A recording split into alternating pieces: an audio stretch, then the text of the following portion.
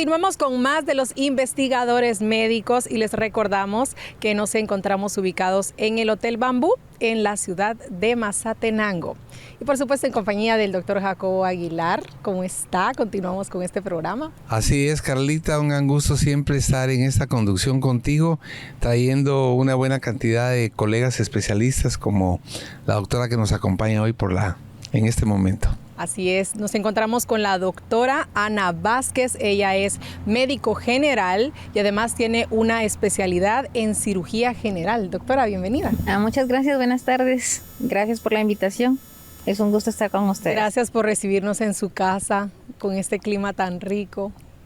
Calorcito. Así es, acostumbrándonos, ¿verdad, doctor? Calor sí, pero agradable, ¿verdad? Con esta vegetación, los lugares que hemos visitado, asombrosos, y no podía faltar Mazatenango. Y venir aquí a conocer a alguien que además de hacer la carrera de médico y cirujano, hace extra a eso una especialidad en cirugía general. Te has de sentir muy complacida con esa especialidad.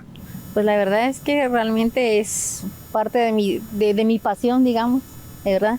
En la vida, la verdad es que siempre soñé ser médico. No sabía que iba a llegar a ser cirujano general, ¿verdad? No lo sabías inicialmente, ¿no? No lo sabía inicialmente, pero la verdad es que me siento muy afortunada, me siento dichosa y me siento realizada, tanto como médico como mujer también, ¿verdad? Interesante, ¿verdad? Sí, no vemos muchas cirujanas en el quirófano. A veces hay un poquito ya cada vez más, ¿verdad? Sí, ya ahorita ya se observan más mujeres cirujanas. Interesante. Así es, usted como mujer seguramente se siente pues dichosa de ser la flor que adorna dentro de los cirujanos, ¿no? ¿Nos podría contar un poquito acerca de su experiencia acá en este territorio? ¿Usted acá vive? Vivo acá, tengo aproximadamente 8 años de vivir acá. Vine a hacer mi EPS de cirugía general en el Hospital Nacional de Mazatenango. Antes de terminar ahí la especialidad, tomé un trabajo en el CAP de Cuyotenango cuando empezaron a abrir los CAPs en esa época. Ahí miraba medicina general y miraba pacientes embarazadas y atendía partos, ¿verdad? Nada que ver con la cirugía. ¿Hacías de todo? Sí, hacía un poquito de todo y igual antes de terminar se me ofreció un contrato en el Hospital Nacional y eso hizo que yo ya me quedara viviendo acá, ¿verdad? Y a partir de ahí ya vivo acá. Trabajé también en el Hospital de Tiquizate como cirujano, pero el estar viajando constantemente de un lugar a otro realmente era cansado, ¿verdad? Entonces logré realmente radicarme acá trabajando tanto en el Hospital Nacional como en el Hospital del IX de aquí de Mazatenango. Entonces trabajo en los dos lugares como cirujano general. ¿Y el puro hecho de hacer cirugía, dónde surge? ¿Cómo se presenta ya hacer la especialidad? Fíjese que yo trabajé en el Hospital del Pilar en Guatemala. Ahí tuve la oportunidad de conocer grandes cirujanos, ¿verdad? De renombre. Y allí uno hace como una especie de residencia. Claro, sí. Entonces uno hace turnos y va en las mañanas a pasar visita, mira a los pacientes, los evoluciona. Y hay diferentes servicios. Y entre uno de los servicios es sala de operaciones. Entonces yo empecé a entrar a sala de operaciones, pero ahí sí entraba uno a todo. Si era gine, si era neurocirugía. Y luego también pues vesículas, hernias y todo. Entonces ahí fue donde empecé a agarrarle gusto a la cirugía. A la cirugía, así es. Interesante la influencia que en un momento determinado tiene un maestro o un especialista sobre el grupo que viene ascendiendo, así que me agrada porque eso lo has de estar trasladando tú ahora a toda la gente que llega contigo en otros niveles de grados de estudio a ver lo que es la práctica de cirugía. Así es, doctora. Y también, ¿con cuáles patologías más frecuentes son con las que usted se ha encontrado hablando de cirugía general? Si hablamos de cirugía general, tal vez podríamos ubicarlo dependiendo en el lugar donde me encuentre. Si ahora sí es en la práctica privada, regularmente miro pacientes con problemas de vesícula, cálculos en la vesícula, con problemas de hernias, regularmente inguinales, umbilicales, ¿verdad? Que son para reparación, y también miro pacientes con pie diabético, ¿verdad? Donde regularmente pues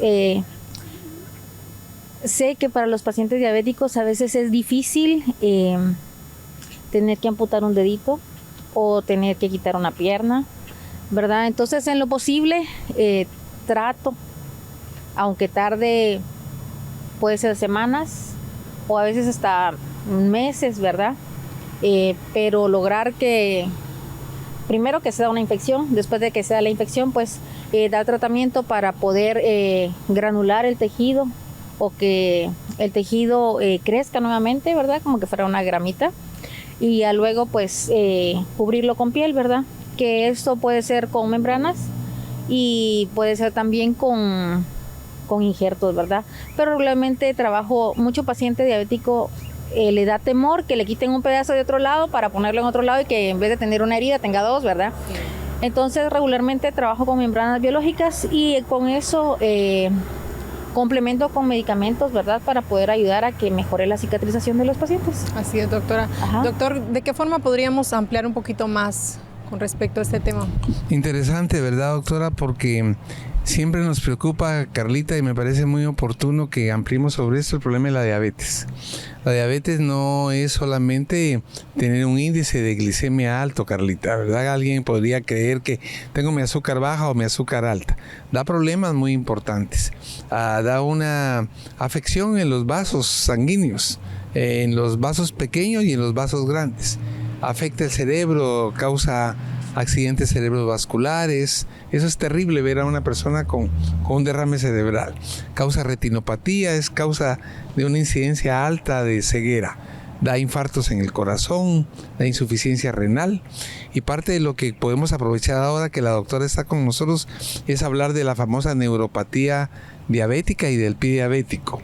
Creo que es importante, teniéndote a ti de especialista, que hagamos un llamado a las personas de cómo un pie diabético es complicado, cómo hay una alta incidencia de necesidad de amputación, cómo hay gente que pierde restos del cuerpo espontáneamente, y que nos ahondaras un poquito más sobre la dificultad que tiene ya trabajar con pie diabético establecido.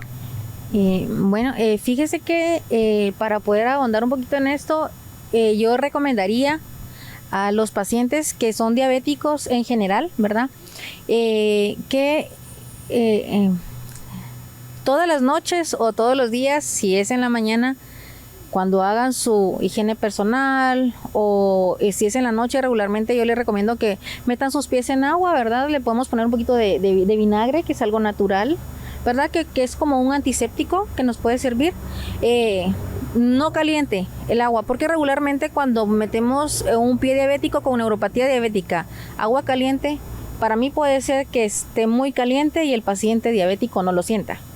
Claro, es una cosa, ¿verdad? Por la sensibilidad, ¿verdad? Sí, pero es importante que si el paciente no ve bien, haya alguien más que supervise cómo está cada uno de sus deditos de los pies, ¿verdad? Es como algo de rutina, como que fuera algo como parte de la rutina diaria de uno, de cuando se baña, se peina, ¿verdad? Igual yo pienso que para un paciente con pie diabético o con un paciente con propensión a pie diabético, en un paciente diabético es importante revisarlo todos los días. A veces uno piensa que, está rojito, me voy a esperar mejor a ver cómo va. Y cuando uno siente en 3 días, dice, bueno, ¿qué pasó? Ya está saliendo pus, y realmente las infecciones se producen de una manera muy rápida, ¿verdad? Es muy agresiva la bacteria con los pacientes diabéticos porque sus defensas están bajas, ¿verdad? Entonces, es importante, si tenemos estos cuidados y somos como exagerados en asistir a un control, ¿verdad? Rápidamente podemos evitar todo un proceso de resolver una infección, tratar un orificio abierto grande o extenso, ¿verdad? O tratar de cubrir un área amputada, ¿verdad?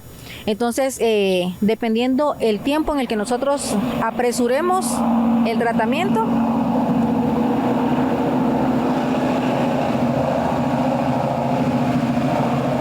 esto también va a producir que nosotros gastemos menos, porque lastimosamente la diabetes es una enfermedad que es una enfermedad cara, ¿verdad? No solo por los medicamentos que tomamos a diario, sino que también porque si necesitamos completar el tratamiento para curar una herida, ahí complementamos con muchos más medicamentos, ¿verdad? Curaciones, también sustancias que nos van a servir para hacer la higiene del paciente. Entonces, cuando vemos ya el gasto se vuelve bastante elevado a pesar de ser en casa y es un proceso bastante largo. Entonces, la gente se desespera, no tiene paciencia. Entonces, es mejor tratarlo desde el principio para que después no tengamos que atender todas estas complicaciones. Y lo más triste es que en algún momento dado estas complicaciones no las podamos resolver en total, sino que haya necesidad de amputar una pierna, que es bien difícil. Si para uno como cirujano es difícil quitarlo, imagínense para el paciente que se va a quedar sin miembro, ¿verdad? Sin pierna.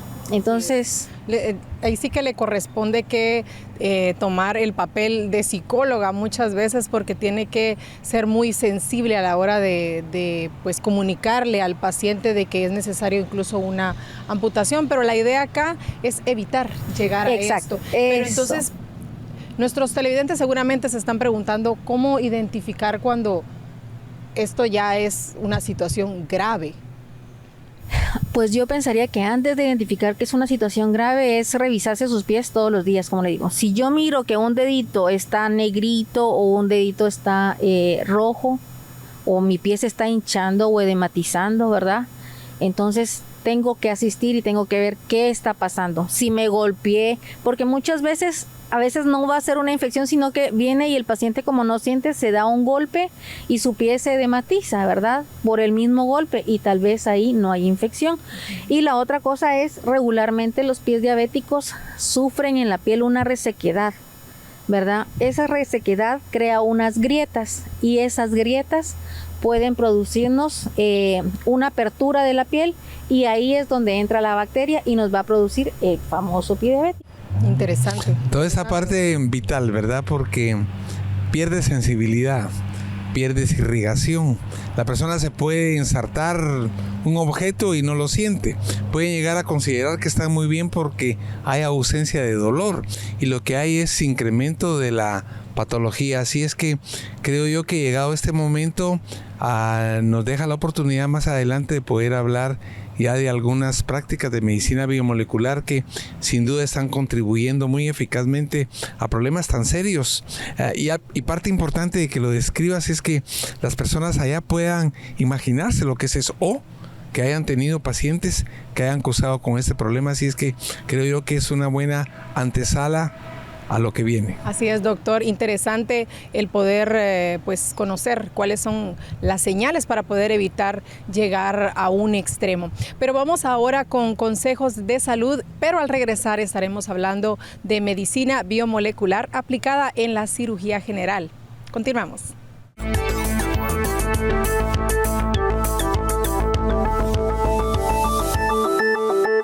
Lo más importante es su salud. Por eso, ante cualquier cambio, síntoma, dolor o manifestación, recuerde consultar a su médico. El tratamiento adecuado puede salvar su vida. La prevención hace la diferencia. El Centro de Innovación Médica pone a tu servicio Mediconsulta SIM, que te brinda una experiencia clínica desde tu casa.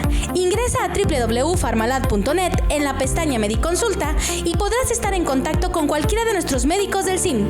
Contamos con seguimiento a tu caso clínico, consultas virtuales por chat o videollamada, servicio personalizado desde la comodidad de tu casa, confirmación de citas para consulta en clínica. Si deseas más información, comunícate con nosotros al 3013 3596. SIM, juntos somos más fuertes.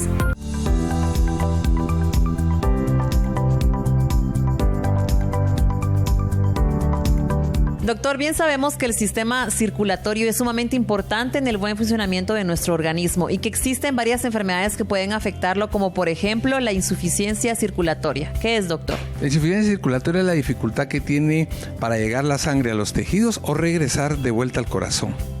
Bueno, y también existe, por ejemplo, la insuficiencia venosa superficial y profunda. ¿Qué significa esto? Tenemos en el sistema venoso una parte que es superficial, que se va por la piel, como su nombre lo indica, y una más profunda. Las alteraciones que sufren las venas en cuanto a poder hacer que la sangre regrese al corazón es la que da origen a la insuficiencia, o superficial o profunda. Y existe también la insuficiencia venosa crónica. ¿A qué nos referimos? Uno puede empezar con un proceso que al inicio te puede dar insuficiencia circulatoria inicial, pero cuando esta ya se prolonga en tiempo y ya está ocasionando un daño como obstrucción o detenimiento del flujo de sangre de regreso, a eso se denomina insuficiencia venosa crónica. Ahora viendo, hablemos, doctor, de otra situación que es bastante compleja para muchas personas, más para las mujeres, las varices. Cuando una persona tiene dificultad, Claudia, en que su sangre retorne de los miembros inferiores, por ejemplo, hacia arriba, aunque varices pueden dar en cualquier lugar, la sangre busca por dónde regresar, y eso da origen a que se formen unos vasos aberrantes o unos vasos nuevos que se llaman varices. Bueno, pero existe una buena noticia, porque para contribuir con el tratamiento de estas enfermedades, Laboratorios Farmalat ha presentado este producto que se llama Venum. Venum es un producto fabuloso. Tiene componentes de bioflavonoides y ácido ascórbico que tienen que ver con mejorar el tono vascular y la función de todo el sistema venoso. Bueno, doctor, síganos hablando de los componentes de Venum y cómo funciona. La suma de diosmina y hesperidina mejora el tono vascular y ayuda a que no haya tanta resistencia venosa. Tiene un componente que se llama punicalagina, que evita que se formen trombos de colesterol y de triglicéridos en las paredes de las venas o de las arterias. Y obviamente el ácido ascórbico, que es un limpiador arterial o venoso. Ahora bien, doctor, cuéntenos cuál es la dosis de Venum y cuál es su eficacia. El Venum se toma una tableta 2 veces al día, una en la mañana o en la noche, cercano a las comidas. Y este puede tomarse por el tiempo que el médico indique. No tiene un periodo de tiempo muy limitado. Muy bien, y lo más importante también es recordarle a los televidentes que deben consultar con el especialista, y también que pueden encontrar Venum en cualquier farmacia de prestigio o también comunicándose al 3013-3596.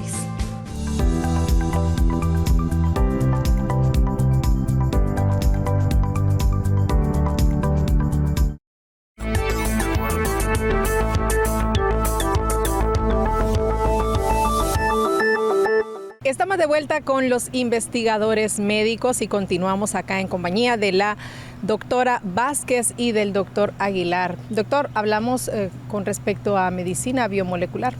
Es importante, Carlita, porque ya en la parte de la llevada a la práctica clínica tenemos médicos como la doctora Vázquez que indudablemente utilizan todos esos productos, ¿verdad? Pero es importante que el público sepa que esta medicina es una rama de la medicina, que su propósito es devolver al cuerpo el equilibrio que ha perdido, volverle a aportar nutrientes, vitaminas, minerales y en este caso una buena carga de antioxidantes que permitan mantener los niveles de oxidación adecuadamente, y obviamente a través de toda la innovación y el soporte que tenemos bibliográfico de otras latitudes, Europa, Asia, a fortalecer la parte de la práctica, como bien nos va a describir la doctora, con esos problemas que dejamos muy bien preestablecidos del problema de la diabetes y del pie diabético, que es una complicación importante. Así es, nos gustaría que, doctora, nos pudiera ampliar un poquito más al respecto. Muchísimas gracias. Vamos a ejemplificar, ¿verdad? En este momento, pues, un caso que tuve fue un paciente masculino que tuvo un accidente en motocicleta y la parte dorsal del pie la arrastró, entonces tuvo como una quemadura por fricción.